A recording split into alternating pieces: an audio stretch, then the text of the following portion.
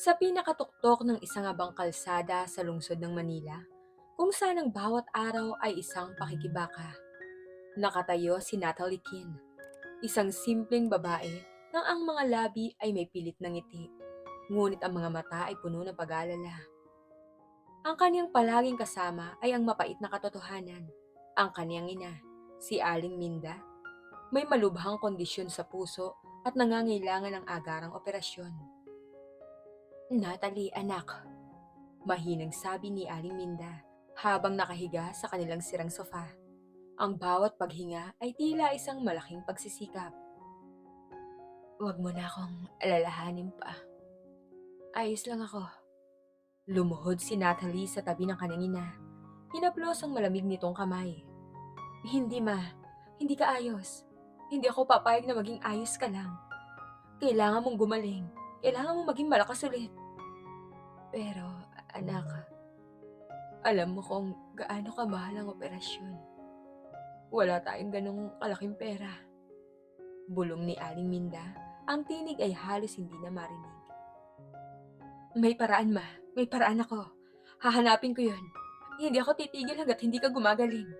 Determinadong sabi ni Natalie. Kahit nasa loob niya, hindi niya alam kung saan siya magsisimula. Ang kanyang puso ay kumikirot sa bawat pagtingin sa ina. Ang pagmamahal sa kanyang ina ang tanging lakas niya sa bawat pagsubok. Kinabukasan, lumapit si Natalie sa tanging taong inaasahan niyang tutulong. Ang kanyang ama. Lumabas siya mula sa kanyang trabaho bilang isang kasambahay sa isang marangyang subdivision. Ang bahay ng kanyang ama, nasa isang subdivision din. Ngunit ilang bloke lang ang layo, tila isang mundong magkaiba. Ang malaking mansyon na may gate na bakal ay tila nangaasar sa sitwasyon niya. Pagpasok niya sa bahay, sinalubong siya ng nagiinit na hangin ng aircon at ang malakas na tawa ng kanyang stepmom, si Lauren, at ang kanyang stepsister, si Cassie. Nakaupo sila sa malaking sala, nagbabasa ng fashion magazines at may mga mamahaling kape sa kani-kanilang tabi. Aba, Natalie! Anong hangin ang nagdala sa'yo rito? Si Lauren may matamis na ngiti ngunit may lamig sa mga mata. Akala ko ba abala ka sa pagtatrabaho? Hindi ka na nga ata pumapasok sa dati mong trabaho ah. Kailangan ko po sanang makausap si Papa. Diretsyong sagot ni Natalie. Tinitingnan ang paligid na tila hindi na niya lugar. Tungkol po sa sitwasyon ni Mama. Casual na nagbaba ng magazine si Cassie. Tumingin kay Natalie na may bahid ng pagkairita. Nako, eto na naman ang drama. Hindi ba't katatapos lang ng bayarin niyo sa hospital ng isang buwan? Bakit parang lagi may problema? Malubha ang kalagayan ni Mama Cassie. Paliwanag ni Natalie. Pilit na pinapanatili ang kanyang boses na kalmado. Kailangan niya ng operasyon sa puso. Agad. At napakamahal po ng gagastusin. Nagkatinginan sina Lauren at Cassie pagkatapos ay umiling si Lauren na may pagkaawa. Nako, Natalie, alam mo naman, ang papa mo. Hindi naman sa ayaw niya pero may pinagkakagastusan din kami. Ang allowance ni Cassie, ang maintenance ng bahay, ang mga negosyo. Hindi to madali. Pero asawa po siya ni Papa. Ang nanay ko po, asawa niya. Giit ni Natalie, bahagyang tumaas ang boses. Hindi ba't obligasyon ni Papa na tulungan siya? Tumayo si Lauren. Lumapit kay Natalie at hinawakan ang braso nito. Ngunit ang kanyang ngiti hindi umabot sa kanyang mga mata. Isipin mo, Natalie, gaano karaming pera na ang ginagastos namin para sa nanay mo? Ilang beses na? Hindi ba't unfair sa amin ni Cassie yun? May pamilya din kaming inaalala. Oo nga, Ate Natalie. Dagdag ni Cassie, tumayo rin at lumapit. Bakit kami? Bakit hindi ka humingi ng tulong sa ibang kamag-anak nyo? O di kaya, bakit hindi ka maghanap ng mas magandang trabaho? Ang dami mong pwedeng gawin. Wala na akong ibang malalapitan. Nakiusap na ako sa lahat ng kakilala ko. Sabi ni Natalie, ang kaniyang boses ay nanginginig. Kailangan ko lang ng tulong niyo ngayon. Manghihingi lang po sana ako ng tulong kay Papa. Ngumiti si Lauren, isang ngiting tila may iniisip na masamang plano. Alam mo, Natalie, may naisip ako. Isang paraan para makakuha ka ng pera. Malaking halaga. Hindi na namin kailangan pang maglabas ng kahit 5 piso. Tutulungan ka pa namin. Nag-aalangan si Natalie. Ano po yun? Kilala mo ba si Sebastian Klein? Tanong ni Lauren, ang kanyang mga mata ay nagkislap. Napakunot ang noon ni Natalie. Sebastian Klein? Ang dating preso at loser na tinatago sa mga balita? Ano po kinalaman niya rito? Ang dami mo talagang naririnig sa mga chismis, Natalie. Sabi ni Lauren, tumawa ng mahina. Ayan ang problema. Hindi ka makakahanap ng matinu-tinong trabaho kung ganyan ka ka-gullible. Anyway, oo, siya nga. Ang pamilyang Klein. May malaking problema ngayon. Kailangan nila ng isang presentable na bride para kay Sebastian. At ikaw, Natalie, bagay na bagay ka. Bakit naman ako? Tanong ni Natalie, lalong nagulat. Wala naman po akong koneksyon sa kanila. Dahil simple ka, walang bahid sa pangalan. At alam nila na kailangan mo ng pera. Ang kapalit ng kasal mo sa kanya, ang pera para sa operasyon ng nanay mo. Lahat, Natalie, lahat ng kailangan mo ibibigay nila sa isang kondisyon. Paliwanag ni Lauren, ang tinig ay tila nangaakit. Isang kondisyon? Ano po yun? Eh di syempre, magiging asawa ka niya. Papayag ka sa lahat ng gusto nila. At ang pera, kailangan mo ring bayaran balang araw sa forma ng pagiging isang client. Dagdag ni Cassie, may panunuya sa tinig. Kailangan mo ring sumunod sa mga kagustuhan namin dahil kami ang tulay mo sa lahat ng to. Napakurap si Natalie. Kasal? Sa isang taong hindi niya kilala? Isang taong may masamang reputasyon. Pero, hindi ko po siya kilala. Paano ako magpapakasal sa isang taong ganun ang reputasyon? Well, reputasyon lamang yun, Natalie. Ang importante, ang pera, ang buhay ng nanay mo, Natalie. Maring sabi ni Lauren, tinitigan siya sa mata. Pipiliin mo ba ang pagmamatas mo kaysa sa buhay ng nanay mo? Wala naman po akong pagmamataas. Nag-aalala lang po ako. Halos pabulong na sabi ni Natalie. Nag-aalala ka? Sige na, tanggapin mo na. Sabi ni Cassie lumapit kay Natalie. Wala ka ng ibang pagpipilian, ate. Alam mo yan. Kami lang ang makakatulong sa'yo. Ibibigay po ba talaga nila ang pera? Tanong ni Natalie, ang pag-asa ay nagsisimulang sumilay sa kanyang puso, kasama ng matinding takot. Oo, Natalie. Alam mo kung gaano kayaman ang pamilya Klein. Kahit pa loser ang tingin ng lahat kay Sebastian, wala kayang pamilya nilang yun.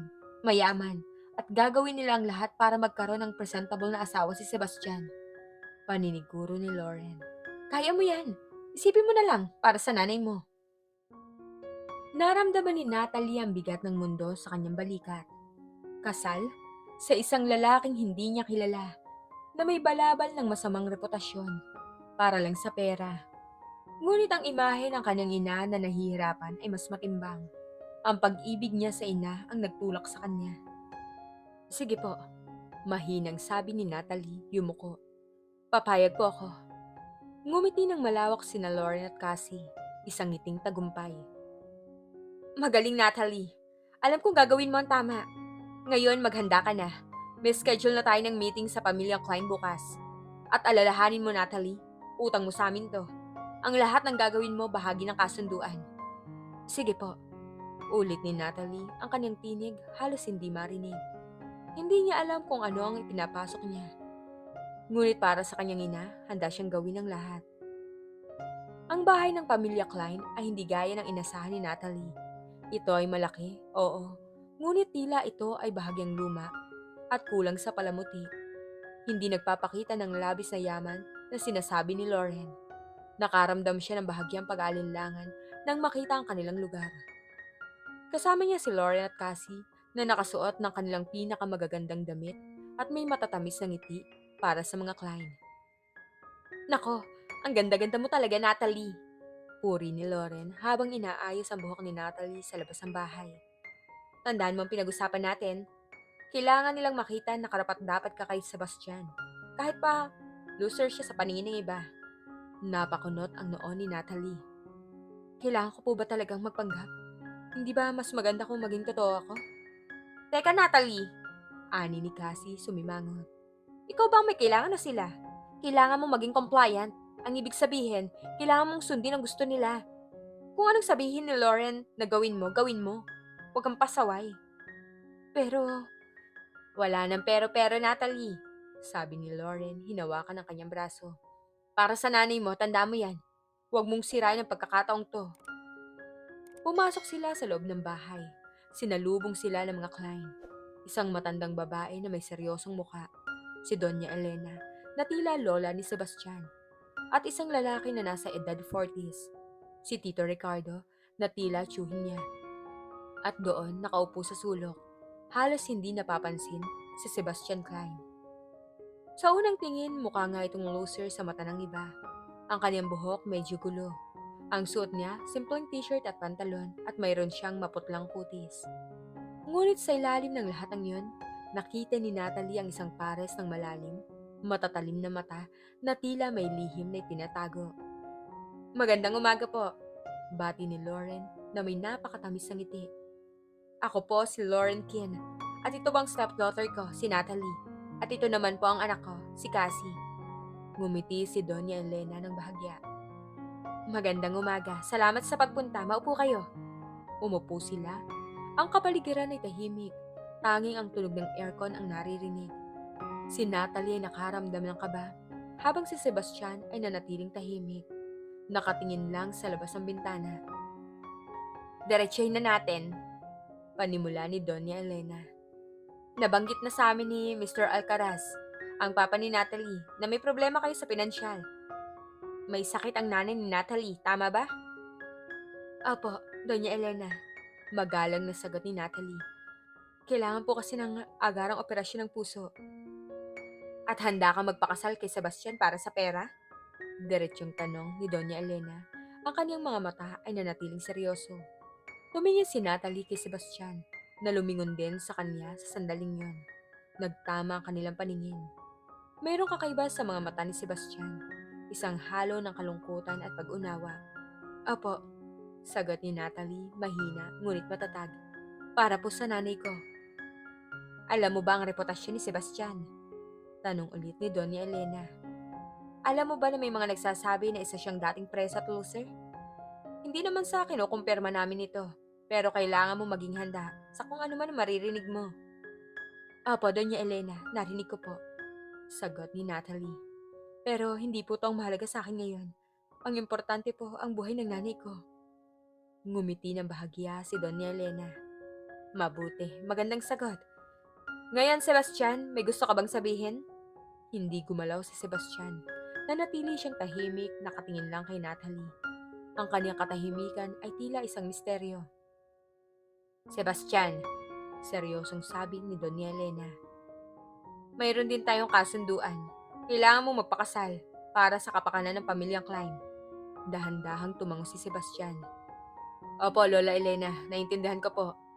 Ang kanyang boses ay malalim at mayroong bahid ng kalungkutan. Kung gayon, Natalie, ang kasunduan na ito. Pagpapatuloy ni Doña Elena.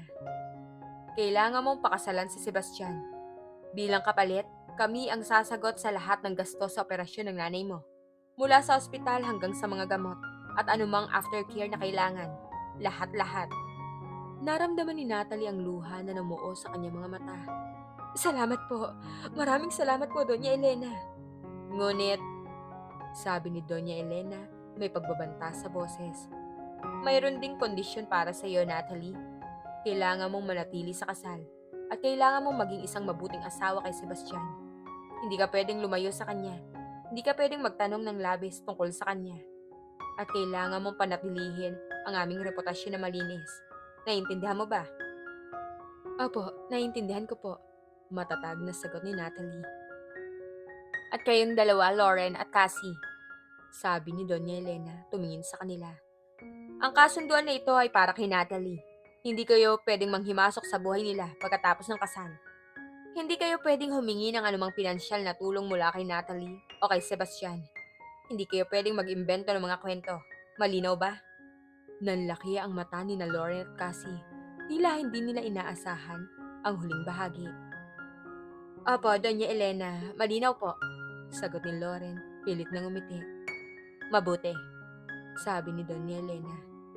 Kaya ang preparation para sa kasal sisimulan na agad. Hindi na tayo magpapaligoy-ligoy pa. Gusto namin ng mabilisang kasal, simple lang at pribado, para hindi na masyadong pag-usapan.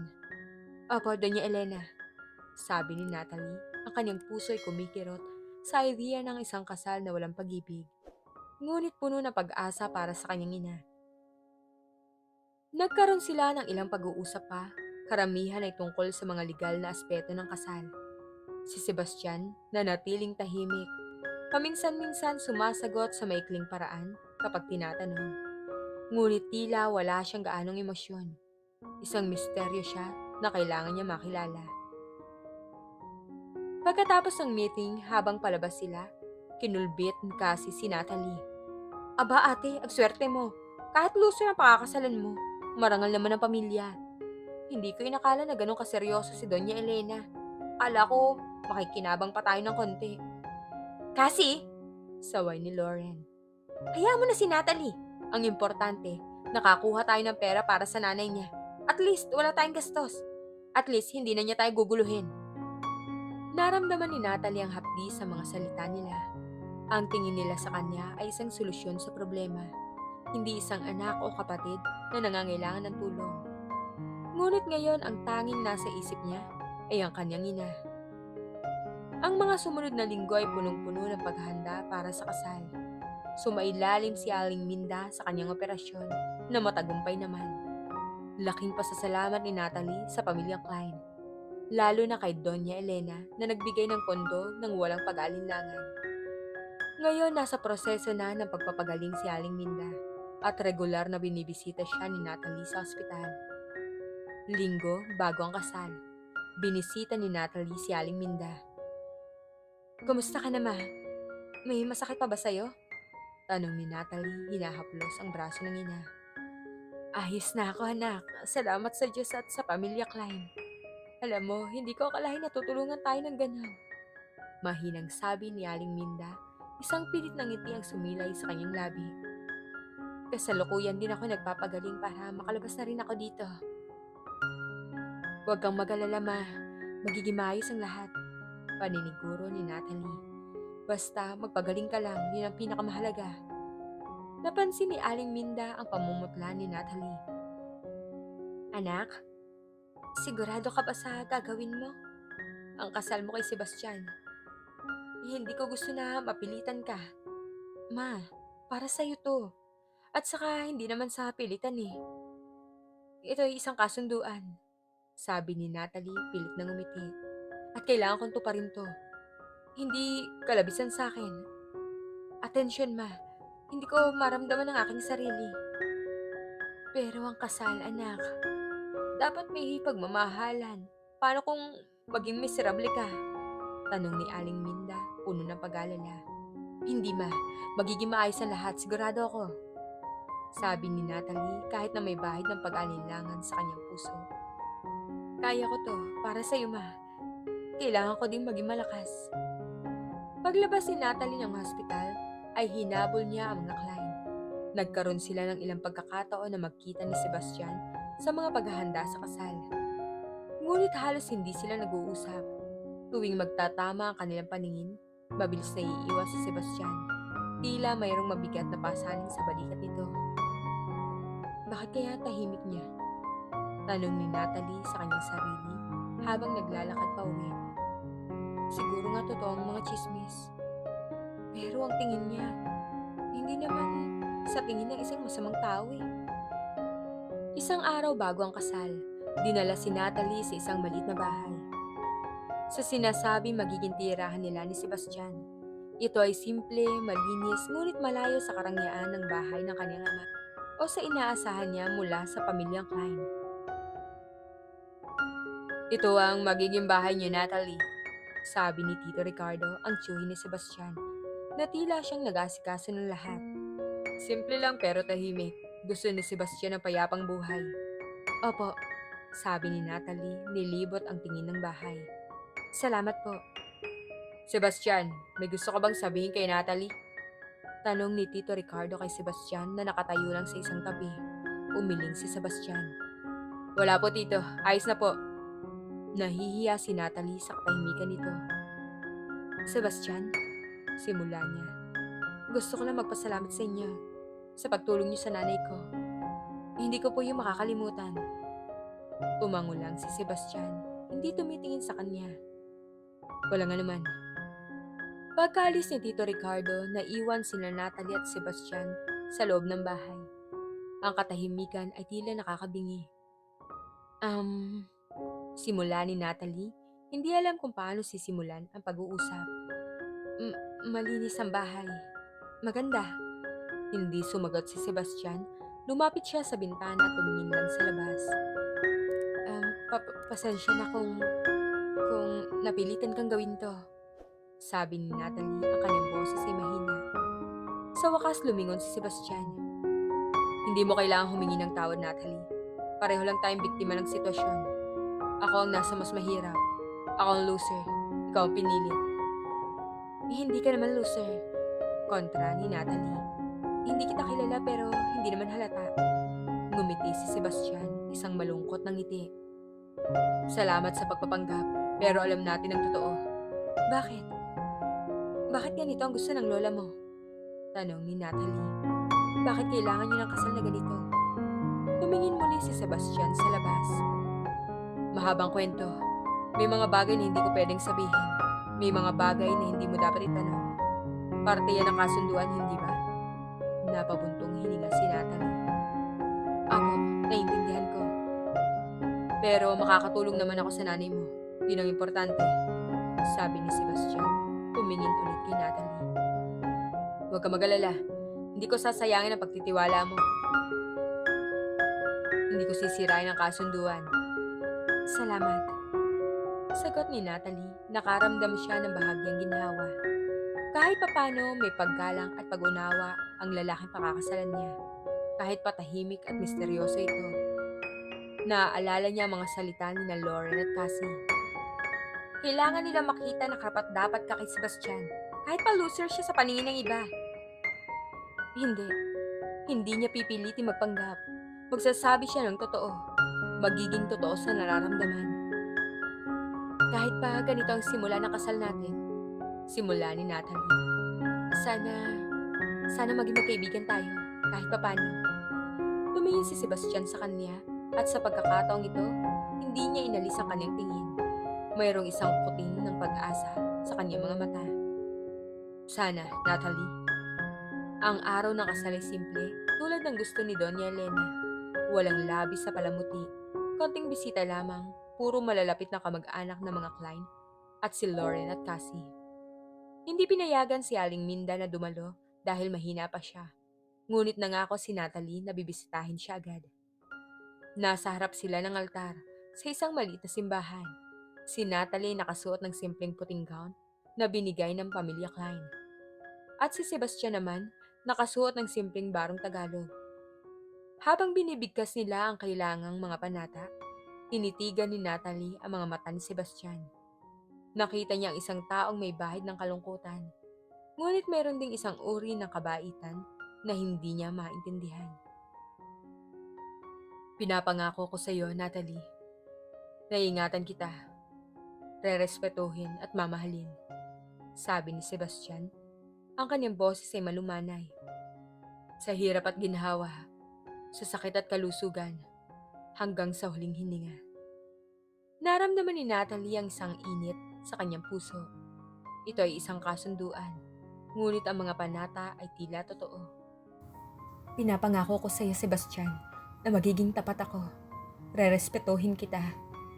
At tatanggapin ang lahat ng pagsubok na darating sa atin. Sagot ni Natalie at ngumiti. Hanggang sa huling patak ng aking dugo. Hindi niya alam kung paano magpatuloy ang kanilang kwento. Ngunit sa sandaling yon, sa harap ng altar, sa harap ng Diyos, tila mayroong isang maliit na pag-asa, ang kanilang kasal, na nagsimula sa isang walang pusong kasunduan at maaaring maging isang bagay na mas malalim. Matapos ang kasal, lumipat na si Natalie sa maliit na bahay kasama si Sebastian. Ang unang linggo puno ng awkwardness. Halos hindi sila nag-uusap at kapag nag-uusap sila, ito ay tungkol lamang sa pangkaraniwang bagay. Isang umaga, habang nag-aalmusal sila, ang tanging tunog ay ang pagtunog ng kutsara sa plato. Sebastian? Simula ni Natalie, pilit na sinisira ang katahimikan. May gusto ka bang kainin mamaya para sa tanghalian? Pwede ako magluto. Kahit ano, sagot ni Sebastian, hindi tumitingin sa kanya. Hindi ako mapili. Pero may preference ka ba? Para naman hindi ka magsawa. Pilit ni Natalie. Lumingon si Sebastian. Natalie, hindi mo kailangang magpanggap na may pakialam ka. Alam nating pareho kung bakit tayo nandito. Naramdaman ni Natalie ang sakit sa kanyang dibdib. Hindi ako nagpapanggap, Sebastian. Gusto ko lang na maging maayos tayo bilang mag-asawa. Napabuntong hininga si Sebastian. Kung ganon, kahit anong luto mo. Ah, sige. Malungkot na sabi ni Natalie. Maya-maya muling bumalik sa katahimikan ang kanilang hapag. Kinabukasan, binisita sila nina Lauren at Cassie. Nagdala sila ng mga prutas, ngunit ang tunay na dahilan ng pagbisita ay upang manghimasok. Ate Natalie! Sigaw ni Cassie pagkapasok pa lang nila. Nilibot ang tingin ng bahay. Ang simple naman pala ng bahay niyo. Hindi ko inakala na ganyan ang bahagi ni Klein. Akala ko ba mayaman sila? Cassie, huwag kang bastos. Saway ni Lauren. Ngunit ang ngiti niya ay tila may gustong ipahiwatig. Natalie, kumusta? Masaya ka ba sa bago mong buhay bilang Mrs. Klein? Okay naman po. Maayos po ang lahat. Sagot ni Natalie, pilit na ngumiti. Umupo si Lauren sa sofa, tinitigan si Sebastian na nakaupo sa tabi ni Natalie. Sebastian, kumusta? Masaya ka ba kay Natalie? Alam mo, si Natalie masipag yan. Magaling magluto. Lahat ng gawain sa bahay, kayang-kaya niya. Swerte ka. Hindi sumagot si Sebastian. Tumingin lang siya kay Lauren. Ang kaniyang mga mata na natiling blanco. Lauren, kasi? Sabi ni Natalie, pilit na iniba ang usapan. May gusto ba kayong inumin? Nagtimpla ako ng kape. Hindi na, Ate Natalie. Ani ni Cassie, kinublit si Natalie. Pero, kumusta ng mama mo? May babayaran pa ba kayo? Kasi alam mo na, kami ang tulay niyan. Dapat mayroon din kaming bahagi. Cassie? Saway ni Natalie, ang kanyang boses ay may bahid ng galit. Hindi yan ang usapan. At binayaran na ng mga client ang lahat ng gastos. Pero ate, alam mo naman, di ba? Sabi ni Cassie, nilakasan ng boses. Dahil sa amin, kaya ka napunta rito. Kung hindi dahil sa amin, kaya kailangan mo kaming bigyan ng pabuya. May kasunduan kami ni Doña Elena. Maring sabi ni Natalie. At hindi kayo pwedeng manghimasok. Hindi kayo pwedeng humingi ng kahit ano. Nagbago ang ekspresyon ni Lauren. Natalie, huwag kang ganyan. Kaya ka namin tinulungan. Tapos, ganyan lang ang gagawin mo? Tinulungan niyo ako dahil may kapalit, Lauren. Hindi dahil sa malasakit. Giit ni Natalie, tumayo. Wala kayong karapatan dito. Biglang tumayo si Sebastian. Tama na, malumanay na sabi niya. Ngunit ang tinig niya ay mayroong bigat na nagpatigil kina Lauren at Cassie. Kung wala kayong magandang sasabihin, mas mabuti pang umalis na lang kayo. Hindi to ang bahay niyo. At hindi niyo pwedeng diktahan ng asawa ko. Nagulat sina Lauren at Cassie sa biglang pagtaas ng boses si Sebastian. Nagkatinginan sila at pagkatapos ay tumayo si Lauren. Mabuti pa ngang umalis na lang kami, Natalie. Sabi ni Lauren, ang ngiti niya ay nawala. Pero tandaan mo, utang mo sa amin ang lahat. Hahanapin namin ang mga pabor na yon. Tandaan mo yan, huwag mong kalimutan. Opo, sige po umalis na kayo. Sagot ni Natalie, tila hindi natatakot.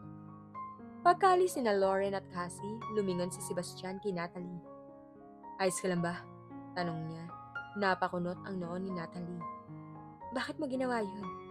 Hindi naman kailangan. Ginawa ko yun dahil tama ako. Sagot ni Sebastian, tumingin sa kanya. At saka Natalie, hindi ko sisirain ang kasunduan. Hindi rin ako magiging mabait. Salamat. Sabi ni Natalie, nakaramdam na paghanga sa kanya. Salamat sa pagtulong mo. Ngumiti na bahagya si Sebastian. Walang anuman, asawa kita. Obligasyon ko ipagtanggol ka. Nang gabing yun, habang naghahanda sila sa pagtulog, may isang bagay na nagbago sa kanilang pagitan. Tila nabasag ang pader na naghihiwalay sa kanila kahit pa paunti-unti. Sebastian, simula ni Natalie habang nakatayo sa harap ng bintana. Bakit ka nagpakasal sa akin? Bakit ka pumayag sa ganitong kasunduan? Lumapit si Sebastian, tumayo sa tabi niya. May mga bagay na hindi ko pwedeng ipaliwanag, Natalie. May dahilan ng lahat. Dahilan na mas malalim pa sa iniisip mo. Pero ang mahalaga, pareho nating nakukuha ang kailangan natin.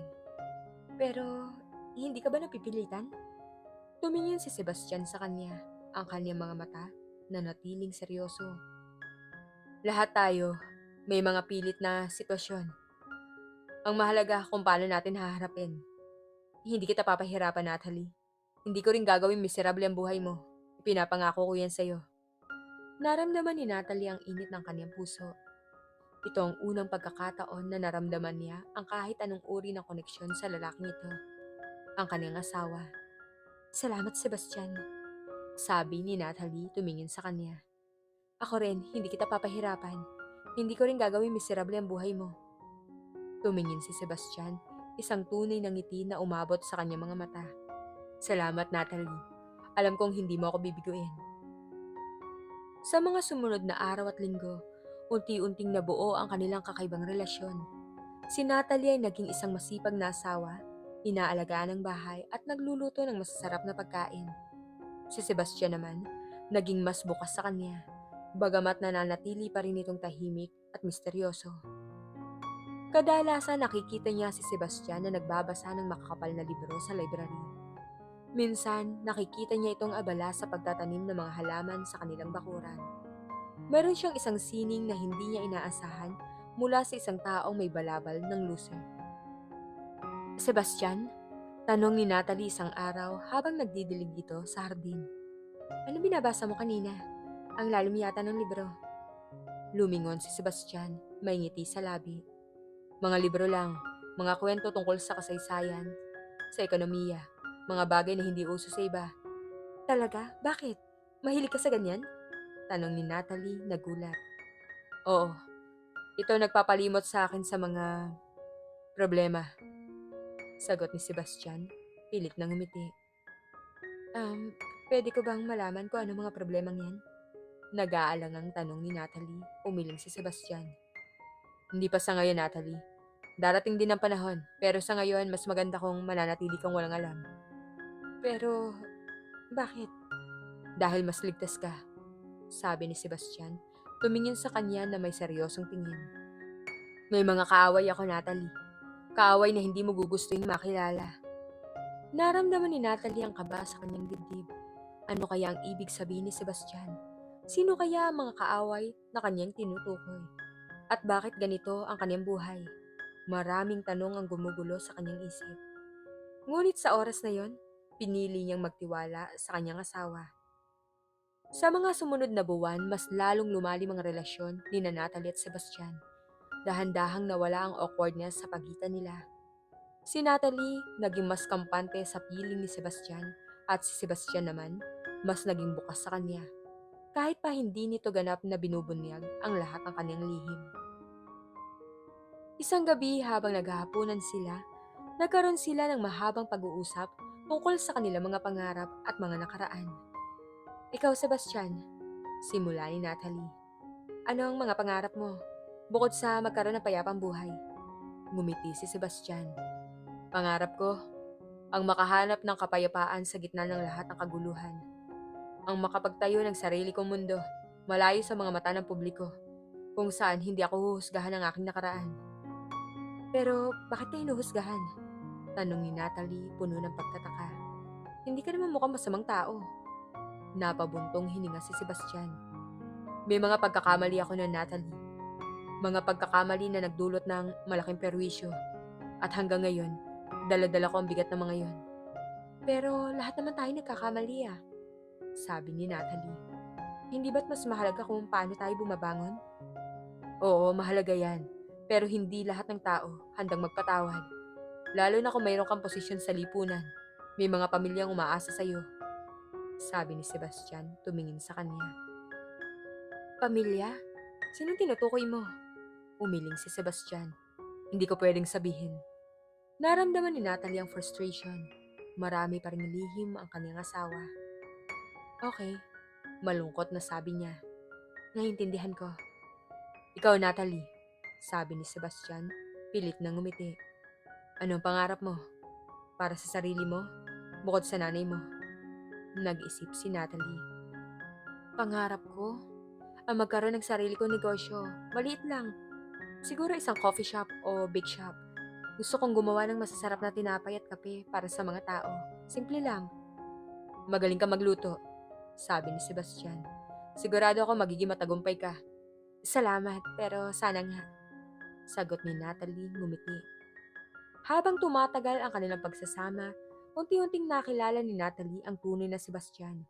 Hindi ito ang loser na sinasabi ng lahat. Si Sebastian, matalino, mapag-aral at mayroong malalim na pag-unawa sa mundo. Madalas nakakatuwang kausap ito, lalo na kapag nagbabasa sila ng libro o nag-uusap tungkol sa mga kasaysayan o kaganapan sa mundo. Isang hapon, nakita ni Natalie si Sebastian na abalang-abala sa telepono. Mayroong seryosong ekspresyon sa kanyang mukha. Narinig niya ang ilang salita tulad ng investments, stocks, at market trends. Sebastian, tanong ni Natalie, ano pinag-uusapan niyo? Parang seryoso ah. Nagulat si Sebastian, mabilis na binaba ang telepono. Wala, konting usapan lang sa negosyo. Negosyo? Nagulat na tanong ni Natalie. May negosyo ka? Maliit lang. Sagot ni Sebastian, tila nahihiya. Ito ang pinagkakakitaan ko para makatulong sa pamilya. Hindi ko sinasabi sa iba dahil ayoko ng pansin. Ayoko ng gulo. Pero, hindi naman yun masama, di ba? Bakit mo pa tinatago? Tanong ni Natalie. Napabuntong hininga si Sebastian. Para hindi na magulo ang buhay ko. Para hindi na bumalik ang nakaraan. Naisip ni Natalie na ang mga salita ni na Lauren at Cassie. Kaya ka namin tinulungan. Tapos ganyan lang ang gagawin mo? Utang mo sa amin ang lahat. Hindi. Hindi siya maniniwala sa kanila. Alam niya na mayroong higit pa sa Sebastian Klein na ito.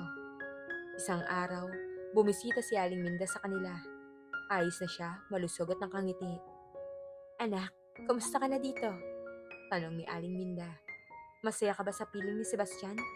Tumingin si Natalie kay Sebastian na nakaupo sa tabi nila. Ngumiti siya.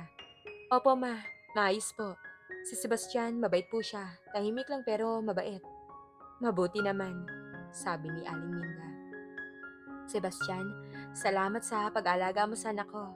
Maraming salamat sa lahat ng tulong niyo. Walang anuman po, Aling Minda, sagot ni Sebastian, ngumiti. Obligasyon ko po ang inyong anak. Aling Minda, hindi ko kayo bibiguin. Pero, Sebastian, simula ni Aling Minda, ang pamilya mo, wala na ba sila? Ikaw lang ba ang nag-iisang Klein? Nagulat si Natalie sa tanong ng ina. Lumingon siya kay Sebastian na nananatiling tahimik. Ang kanyang ekspresyon ay naging seryoso. Aling Minda, sabi ni Sebastian, may pamilya po ako, kaya lang gusto po nila ng payapang buhay. Hindi po nila gusto ang pansin ng publiko, kaya po mas mabuting manatiling tahimik. Naiintindihan ko, sabi ni Aling Minda. Pero sana'y maging masaya kayong dalawa. Hindi ko gusto na maging malungkot ang anak ko. Kinabukasan habang nagmamaneho si Sebastian para ihatid si Aling Minda pauwi, nagkaroon sila ng isang mahabang pag-uusap. Sebastian, simula ni Aling Minda. Salamat sa iyo at sa pamilya mo. Hindi namin makakalimutan ang tulong niyo. Pangako, hindi kami magiging pabigat. Ngumiti si Sebastian. Walang anuman po, Aling Minda. Masaya po ako na makatulong. Pangako, Aling Minda. Hindi po kayo pabigat. Sebastian, may gusto akong itanong sa'yo. Sabi ni Aling Minda, seryoso ang kanyang ekspresyon. Totoo ba ang balita tungkol sa'yo? Na ikaw ay isang dating preso? Na ikaw ay isang loser? Napabuntong hininga si Sebastian. Opo, Aling Minda. Totoo po ang mga balita. Pero hindi po yun ang buong kwento. May dahilan po ang lahat. Dahilan na hindi ko pwedeng sabihin. Pangako, Aling Minda, hindi ako masamang tao. Naiintindihan ko. Pero sana, kung ano man ang nakaraan mo, sana hindi to makasama sa anak ko. Si Natalie, mabait na bata yan. Simpleng tao lang. Ayoko na masaktan siya. Hindi ko po sasaktan si Natalie, Aling Minda. Matatag na sabi ni Sebastian, tumingin sa kanya. Ipinapangako ko sa iyan. Mas mahalaga pa sa akin ang kapakanan niya kaysa sa sarili ko. Pangako, Aling Minda, iingatan ko po si Natalie. Nang gabing yon, habang magkasama sila ni Sebastian sa bahay, nakaramdam si Natalie ng kakaibang damdamin. lihim na paghanga, pag-alala, at dahan-dahan, isang uri ng pagmamahal. Ito ay hindi ang pag-ibig na inaasahan niya, kundi isang pag-ibig na lumalalim sa bawat araw. Habang lumalalim ang kanilang relasyon, hindi rin nagpapigil sina Lauren at Cassie sa kanilang panghihimasok. Madalas silang bumibisita, nag-iisip ng mga paraan upang makakuha ng pabor o pera mula kay Natalie o kay Sebastian. Isang araw habang naghahanda si Natalie ng tanghalian, biglang dumating sina Lauren at Cassie. "Ate Natalie!" Sigaw ni Cassie, nilibot ng tingin na naman ang bahay. "Kamusta na kayo? Parang ang tahimik niyo dito ah. Hindi ba kayo nababato?" "Hindi naman. Maayos naman kami. May ginagawa lang." Sagot ni Natalie, pilit na ngumiti. "Aba, Sebastian!" Sabi ni Lauren, tinitigan si Sebastian na nagbabasa sa sala. "Hindi ka ba nababato dyan? Walang ginagawa? Akala ko ba may negosyo ka?" Tumingin si Sebastian, ngunit hindi sumagot. Lauren, Cassie," sabi ni Natalie. "May gusto ba kayong inumin? Nagtimpla ako ng iced tea." "Hindi na, Ate Natalie. Kailangan namin ng tulong mo. Kailangan ko ng pera para sa bagong kotse. At si Mama, kailangan din niya ng pondo para sa bagong negosyo." Ani ni Cassie. "Pera?" Nagulat na tanong ni Natalie. "Bakit ako? Alam niyo naman na wala akong pera eh." "Cassie, hindi ako mayaman." "Pero asawa ka ni Sebastian, di ba?" Sabi ni Lauren, lumapit kay Natalie. "Asawa ka ng isang client. Sigurado ako na mayaman si Sebastian. Hindi lang niya pinapakita. Kailangan mo kaming tulungan. Bilang kapalit ng tulong namin sa'yo. Pero may kasunduan kami ni Doña Elena na hindi kayo pwedeng manghimasok. Hindi kayo pwedeng humingi ng kahit na ano, diba?" Sabi ni Natalie. "Kaso Natalie," sabi ni Cassie, nanlilisik ang mga mata. "Hindi lang naman kasi ang client ang may kasunduan. Tayo din. Utang mo sa amin ang buhay ng nanay mo." Biglang tumayo si Sebastian. "Tama na," sabi niya. "Hindi kayo pwedeng humingi ng kahit ano, di ba? Hindi ko kayo hahayaan." "At sino ka para diktahan kami? Ikaw na isang loser? Ikaw na dating preso? Hindi ka namin kinatatakutan," sabi ni Lauren, tumingin kay Sebastian. "Maaaring hindi niyo ako kinatatakutan," sabi ni Sebastian, lumapit sa kanila. Ang kaniyang mga mata ay nanlilisik. "Ngunit meron akong pwedeng gawin. Pwede kong sabihin kay Doña Elena ang lahat ng ginagawa niyo at hindi niyo gugustuhin ang mga magiging resulta." Naramdaman ni na Lauren at Cassie ang takot. Ngumiti si Lauren, isang mapilit na ngiti. "Aba, Sebastian, nagbibiro lang kami. Hindi ka naman mabiro." "Hindi ako nagbibiro," maring sabi ni Sebastian. "Umalis na kayo ngayon din." Sa harap ng galit ni Sebastian, wala silang nagawa. Tumayo sina Lauren at Cassie at lumabas ng bahay. Galit ang kanilang ekspresyon. "Natalie," sabi ni Sebastian, tumingin kay Natalie. "Ayos ka lang ba?" "Oo. Salamat ha. Salamat ulit sa pagtatanggol mo sa akin." "Walang anuman. Hindi ko hahayaan na saktan ka nila o kahit gamitin ka." Nang gabing yon, habang nakaupo sila sa sala, nagsimulang magbago ang damdamin ni Natalie. Hindi na lang ito paghanga, kundi isang tunay na pagmamahal. Ang pag-ibig sa isang taong handang ipagtanggol siya, kahit pa mayroong sariling problema at lihim. "Sebastian, may gusto sana ako itanong sa'yo. Totoo ba mga chismis na naging preso ka dati?" Tumingin si Sebastian sa kanya, seryoso ang kanyang ekspresyon. "Oo, Natalie. Totoo ang mga chismis. Pero hindi yun ang buong kwento eh. Hindi ako masamang tao. Naging biktima lang ako ng isang malaking setup." "Setup? Anong ibig mong sabihin?" Nagulat si Natalie. "May mga kaaway ako. Kaaway na may malaking koneksyon sa politika at negosyo. Sinubukan nila ako pabagsakin. At sa isang banda, nagtagumpay sila." "Pero bakit?" "Dahil gusto nila ang aking ari-arian, ang aking mga negosyo, ang aking mga koneksyon. Sa maikling salita, gusto nila akong alisin sa picture." Naramdaman ni Natalie ang kaba sa kanyang dibdib. Hindi niya inakala na ganito kalalim ang problema ni Sebastian. "Pero ano ang koneksyon niyan sa kasal natin?" Tanong ni Natalie. "Ang kasal natin, bahagi ng plano ko," sabi ni Sebastian. "Isang paraan para magtago, para maprotektahan ang aking mga ari-arian, para hindi nila ako mahanap. Pero Natalie, Ito ay isang plano na makakatulong sa ating dalawa. Plano? Naguguluhan na tanong ni Natalie. Oo, ang bahay na to, ang loser persona ko, ang lahat ng ito ay bahagi ng aking maskara. Para hindi nila ako paghinalaan. Para maniwala sila na wala akong kapangyarihan. Paliwanag ni Sebastian. At Natalie, kailangan mo akong tulungan sa plano. Kailangan mo akong paniwalaan. Pero, paano mo naman gagawin yan? Meron akong mga kaalyado. Mga taong nagtitiwala sa akin. At Natalie, sila yung tutulong sa atin. Nang gabing yon, naramdaman ni Natalie ang bigat ng lihim ni Sebastian. Hindi ito isang simpleng kasal na convenience. Ito ay isang kasal na may malalim na koneksyon sa isang madilim na mundo ng politika at negosyo. Ngunit sa halip na matakot, nakaramdam siya ng determinasyon. Determinado siyang tulungan ang kanyang asawa. Determinado siyang manatili sa kanyang tabi dahil sa pagmamahal. Isang gabi habang naghahanda sila sa pagtulog, nagkaroon sila ng isang mahabang usapan. Pinili ni Sebastian na ibunyag ang lahat ng kanyang lihim kay Natalie. Natalie, simula ni Sebastian. Seryoso ang kanyang ekspresyon. Meron pa akong kailangan mong malaman. Hindi ako ang loser na iniisip ng lahat. Hindi ako ang dating preso na sinasabi nila. Naramdaman ni Natalie ang kaba sa kanyang dibdib. Anong ibig mong sabihin, Sebastian? Ako si Sebastian Klein, sabi ni Sebastian, tumingin sa kanyang mga mata. Ang tunay na Sebastian Klein, isang bilyonaryo. May malaking kayamanan na tinago sa publiko. Nanlaki ang mga mata ni Natalie. Hindi niya inakala na ganito ang magiging twist. Bilyonaryo? Ikaw? Oo, Natalie, sabi ni Sebastian. Ang lahat ng ito, ang bahay na ito, ang loser persona ko. Ang lahat ng ito ay bahagi ng aking maskara. Para hindi nila ako paghinalaan.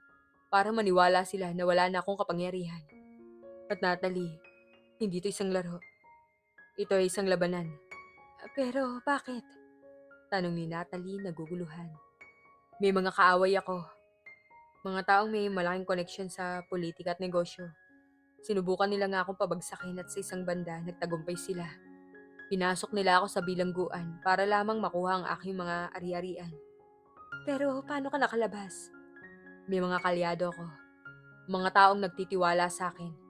Silang tumulong sa akin na makalabas. Silang tumulong sa akin na itago ang aking kayamanan. At Natalie, sila ang nagbibigay sa akin ng pagkakataon na makabawi. Naramdaman ni Natalie ang bigat ng lihim ni Sebastian. Hindi ito isang simpleng kasal na convenience. Ito ay isang kasal na may malalim na koneksyon sa isang madilim na mundo ng politika at negosyo. Sebastian, simula ni Natalie. Bakit ngayon mo lang sinabi sa akin ang lahat ng to? Bakit mo to tinago sa akin? Dahil kailangan ko magtiwala sa iyo, sabi ni Sebastian. Kailangan kong malaman kung handa kang panatilihin ang aking lihim. Kung sapat na ang aking tiwala sa iyo. Pero Natalie, ngayon, naniniwala ako sa iyo. Kaya ko nang sabihin sa iyo ang lahat eh. At Natalie, kailangan mo akong tulungan. Kailangan mo maniwala sa akin, sabi ni Sebastian. Sebastian, sasabihin ko sa iyo. Naniniwala ako sa iyo. Pangako, hindi kita iiwan, hindi kita bibiguin. Ngumiti si Sebastian, isang tunay na ngiti na umabot sa kanyang mga mata. Salamat, Natalie. Salamat sa pagtitiwala mo sa akin. Pero, ano yung plano mo? Tanong ni Natalie. Ang plano ko, ang unti-unting ibalik ang lahat ng nawala sa akin. Paliwanag ni Sebastian. Ang unti-unting ibalik ang aking kapangyarihan. Ang unti-unting ibalik ang aking negosyo. At Natalie, ito ay isang labanan na kailangan kong panalo. At anong role ko dito? Tanong ni Natalie. Ang role mo? Ang maging asawa ko. Ang maging kaalyado ko. Ang magtiwala sa akin. Ang panatilihin ang aking lihim. Sabi ni Sebastian. Isa pa, Natalie. Hindi ko hahayaan na masaktan ka nila. Hindi ko hahayaan na gamitin ka nila. Ipinapangako ko yan sa'yo. Nang gabing yon, naramdaman ni Natalie ang bigat ng lihim ni Sebastian. Hindi ito isang simpleng kasal na convenience. Ito ay isang kasal na may malalim na koneksyon sa isang madilim na mundo ng politika at negosyo. Ngunit sa halip na matakot, nakaramdam siya ng determinasyon. Determinado siyang tulungan ang kanyang asawa. Determinado siyang manatili sa kanyang tabi dahil sa pagmamahal. Sa mga sumunod na araw, naging mas malapit sina Natalie at Sebastian. Si Natalie, naging kasama ni Sebastian sa kanyang mga plano. Tinulungan niya ito sa kanyang mga research, sa kanyang mga meeting, at sa kanyang mga desisyon.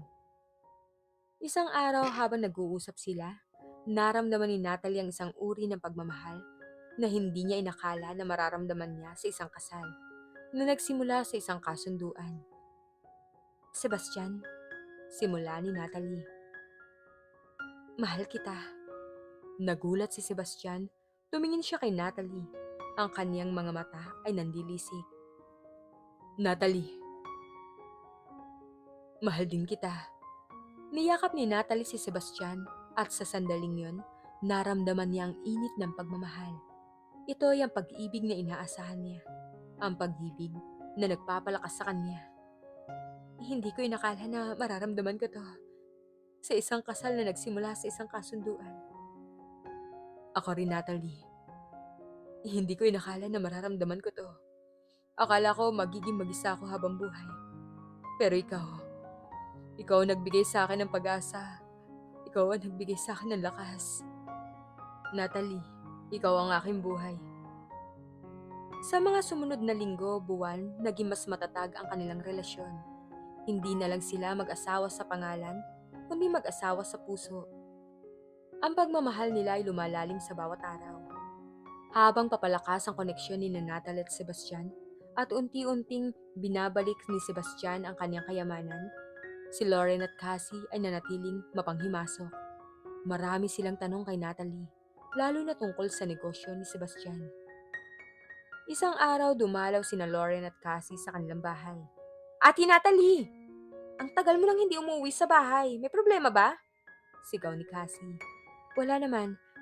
Abala lang kami ni Sebastian sa mga ginagawa namin. Sagot ni Natalie kalmado.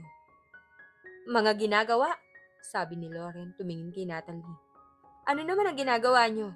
Parang ang tahimik nyo dito ha. Hindi ba kayo nababato? Hindi naman po. Marami kaming ginagawa. Kayo, meron ba kayong kailangan? Oo, may kailangan kami. Sigaw ni Cassie. Kailangan namin ng pera para sa bagong kotse. At si Mama nga sa bago niyang negosyo. Pera. Ilang beses ko bang sasabihin sa inyo na wala akong pera? Lauren at Cassie, hindi ko kayo bibigyan. Sabi ni Natalie na pabuntong hininga. Pero ate, di ba asawa ka ni Sebastian? Asawa ka ng isang client. Siguradong mayaman siya. Baka hindi lang niya pinapakita, tinatago niya. Kailangan mo kaming tulungan bilang kapalit ng tulong namin sa'yo. Hindi na ako maniniwala sa inyo. Hindi ko na kayo bibigyan ng kahit ano. Ginagamit niyo lang ako. Ginagamit niyo lang ang sitwasyon ko. Ang kapal mo naman, Natalie. Kami ang naging tulay sa'yo sa mga client. Kami ang dahilan kung bakit gumaling ang nanay mo. Dapat lang nabigyan mo kami ng kapalit. Biglang dumating si Sebastian. Tama na. Hindi na kayo pwedeng manghimasok sa buhay namin. Hindi na kayo pwedeng humingi ng kahit ano. Lauren, Cassie, hindi ko kayo hahayaan. At sino ka na naman para diktahan kami? Ikaw na isang loser. Ikaw na preso. Hindi ka nga namin kinatatakutan. Maaaring hindi niyo pa ako kinatatakutan. Meron akong mga pwedeng gawin eh. Diba, sinabi ko na sa inyo, hindi niyo gugustuhin na magiging resulta. Pagkatapos nun, ibinunyag ni Sebastian ang kanyang tunay na pagkatao. Hindi ako ang loser na iniisip niyo, sabi ni Sebastian, ang kanyang tinig ay malakas at malinaw. Ako si Sebastian Klein. Ang tunay na Sebastian Klein. Isang bilyonaryo. Lauren at Cassie, hindi ko kayo hahayaan na manira ng buhay. Nanlaki ang mata ni na Lauren at Cassie. Hindi nila inakala na ganito ang magiging twist. Bilyonaryo? Nagulat na tanong ni Lauren. Hindi yan totoo. Totoo, sabi ni Sebastian. Ang lahat ng to, ang bahay na to, ang loser persona ko. Ang lahat ng ito ay bahagi ng aking maskara para hindi niyo ako paghinalaan. Para maniwala kayo na wala na akong kapangyarihan. Kaya kayong dalawa, hindi ito isang laro. Ito ay isang labanan. At ngayon, tapos na ang laro. Hindi na kayo pwedeng manghimasok. Hindi na kayo pwedeng humingi ng kahit ano.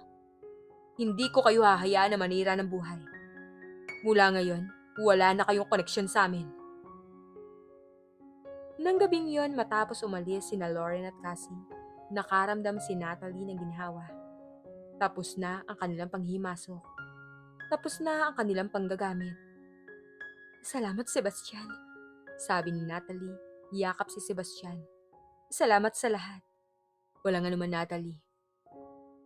Hindi ko hahayaan na masaktan ka nila. Hindi ko hahayaan na gamitin ka nila.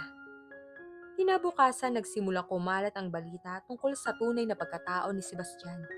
Nagulat ang lahat. Ang loser na si Sebastian Klein ay isang bilyonaryo. Nang malaman ni Doña Elena ang lahat, ipinatawag niya sina Lauren at Cassie. Ano ang ginawa niyo? Galit na sabi ni Doña Elena. Sinira niyo ang kasunduan. Sinira niyo ang pangalan ng pamilya Klein. Lauren, Cassie, hindi ko kayo hahayaan. Pero, Doña Elena, sabi ni Lauren, pilit na pinagtatanggol ang sarili. Hindi namin alam na ganun pala si Sebastian. Akala namin isa siyang loser. Hindi niyo dapat hinuhusgahan ang isang tao base sa kanyang reputasyon. Galit na sabi ni Doña Elena. Kayong dalawa, wala na kayong koneksyon sa amin. Hindi na kayo pwedeng umasa sa amin. Mula noon, wala ng koneksyon sina Lauren at Cassie sa kanilang pamilya. Ang kanilang mga plano ay nabigo. Ang kanilang paggamit kay Natalie ay natapos. Nang gabing yun, habang magkasama sina Natalie at Sebastian, nakaramdam sila ng kapayapaan. Tapos na ang lahat ng pagsubok. Tapos na ang lahat ng labanan. Salamat, Natalie. Ikaw naging lakas ko. Ikaw ang naging pag-asa ko. Hindi ko inakala na mararamdaman ko to. Pero mahal kita. Mahal din kita, Sebastian. Mas mahal kita kaysa sa iniisip mo. Hindi ko inakala na mararamdaman ko to pero masaya ako sa'yo. Niyakap ni Natalie si Sebastian sa sandaling yun. Naramdaman niya ang init ng pagmamahal. Ito ay ang pag-ibig na inaasahan niya. Ang pag-ibig na nagpapalakas sa kanya. Dahil sa pagmamahal ni Natalie at Sebastian, at sa pagkakalantad ng tunay na pagkatao ni Sebastian, nagdesisyon silang magpakasal ulit. Ngayon, hindi na ito isang kasal ng convenience, kundi isang kasal na puno ng pag-ibig at pagtitiwala. Ang pangalawang kasal ay ganap na ibang-iba sa una. Ito ay marangya, puno ng pagdiriwang, at dinaluhan ng lahat ng kanilang mga mahal sa buhay. Si Aling Minda ay naging masaya, at si Doña Elena ngumiti ng buong puso. Sa harap ng altar, habang tinititigan ni Natalie si Sebastian, nakaramdam siya ng isang uri ng kapayapaan at kaligayahan na hindi niya inakala na mararamdaman niya. Sebastian, pinapangako ko sa iyo na mamahalin kita, rerespetuhin at alagaan. Sa hirap at ginhawa, sa sakit at kalusugan, hanggang sa huling hininga.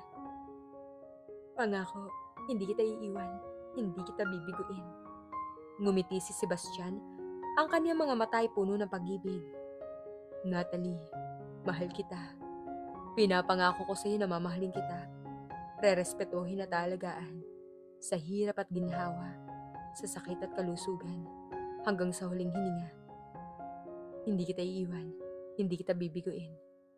Matapos ang kanilang kasal, nagkaroon sila ng isang masayang buhay. Bumili sila ng isang mas malaking bahay at nagkaroon si Natalie ng kanyang sariling bake shop na naging matagumpay. Si Sebastian naman ay patuloy na ibinalik ang kanyang kayamanan at negosyo. Ngunit ngayon, kasama na niya si Natalie sa kanyang labanan. Isang araw habang nakaupo sila sa kanilang hardin, nag-uusap sila tungkol sa kanilang mga pangarap. Sebastian, sino ang mag-akala na ang ating kasal na nagsimula sa isang kasunduan ay magiging ganito? Puno ng pag-ibig at kaligayahan. Ngumiti si Sebastian. Oh, Natalie, sino nga ba? Pero ang mahalaga, natagpuan natin ang ating pag-ibig sa isa't isa. At Natalie, hindi ko inakala na mararamdaman ko to. Pero masaya ako sa'yo. Ako rin, Sebastian. Masaya ako sa'yo. Masaya ako sa lahat ng pinagsamahan natin. Atensyon. Ikaw ang aking buhay. Ang kanilang kwento ay naging isang patunay ng pag-ibig ay maaaring magsimula sa pinakamadilim na sitwasyon at lumalim sa gitna ng mga pagsubok. Ang pag-ibig ni Natalie at Sebastian nagtagumpay sa lahat ng hadlang at naging isang inspirasyon sa lahat ng nakakarinig ng kanilang kwento. At sa huli, nagkaroon sila ng isang masayang wakas. Hindi lang sila naging mag-asawa, kundi naging magkaibigan, magkasama sa lahat ng labanan, at magkasama sa lahat ng kaligayahan. Ang kanilang pag-ibig ay naging isang tunay na pag-ibig na magpapatuloy hanggang sa huling hininga. Isang araw habang sila ay namamasyal sa parke, nakita nila sina Lauren at Cassie. Sila ay parang nalungkot at parang may problema. Sebastian, tingnan mo, sina Lauren at Cassie. Hayaan mo na sila, Natalie. Hindi na sila bahagi ng buhay natin. Pero hindi ba sila naawa sa ating dalawa? May mga tao na hindi marunong maawa, Natalie. Pero mahalaga tayo ay masaya. Hindi na natin sila kailangan sa buhay natin. Oo, tama ka. Ang mahalaga, tayo ay masaya. At masaya ako sa iyo. At doon sa gitna ng parke, sa ilalim ng asul na kalangitan, niyakap ni Natalie at Sebastian ang isa't isa. Ang kanilang pag-ibig ay naging isang patunay na ang pag-ibig ay maaaring magsimula sa pinakamadilim na sitwasyon at lumalim sa gitna ng mga pagsubok. Ang pag-ibig ni Natalie at Sebastian ay nagtagumpay sa lahat ng hadlang at naging isang inspirasyon sa lahat ng nakakarinig ng kanilang kwento. At sa huli, nagkaroon sila ng isang masayang wakas. Hindi lang sila naging mag-asawa, kundi naging magkaibigan, magkasama sa lahat ng labanan, at magkasama sa lahat ng kaligayahan. Ang kanilang pag-ibig ay naging isang tunay na pag-ibig na magpapatuloy hanggang sa huling hininga. Ang kanilang kwento ay naging isang patunay na ang pag-ibig maaaring magsimula sa pinakamadilim na sitwasyon at lumalim sa gitna ng mga pagsubok. Ang pag-ibig ni Natalie at Sebastian nagtagumpay sa lahat ng hadlang at naging isang inspirasyon sa lahat ng nakakarinig ng kanilang kwento. Ang kanilang pag-ibig naging isang tunay na pag-ibig na magpapatuloy hanggang sa huling hininga. Sa huling pahina ng kanilang kwento, sina Natalie at Sebastian nakatayo sa isang malaking bahay. Ang bawat isa ay may ngiti sa labi. Ang kanilang mga anak ay naglalaro sa hardin at ang kanilang mga puso ay puno ng kaligayahan. Sebastian, sino mag-aakala ng ating kwento ay magiging ganito? Napakasaya. Natalie, sino nga ba? Pero ang mahalaga, natagpuan natin ang pag-ibig sa isa't isa. Hindi ko inakala na mararamdaman ko to pero sobrang saya ko. Ako rin, Sebastian, masayang masaya ako sa iyo. Masaya ako sa lahat ng pinagsamahan natin. Ikaw ang buhay ko. At doon sa kanilang malaking bahay, sa piling ng kanilang mga anak, natapos ang kanilang kwento. Isang kwento ng pag-ibig na nagtagumpay sa lahat ng hadlang at naging isang inspirasyon sa lahat. Ang kanilang pag-ibig ay naging isang tunay na pag-ibig na magpapatuloy hanggang sa huling hininga. Ang kanilang kwento ay naging isang patunay na ang pag-ibig ay maaaring magsimula sa pinakamadilim na sitwasyon at lumalim sa gitna ng mga pagsubok. Ang pag-ibig ni Natalie at Sebastian nagtagumpay sa lahat ng hadlang at naging isang inspirasyon sa lahat ng nakakarinig ng kanilang kwento.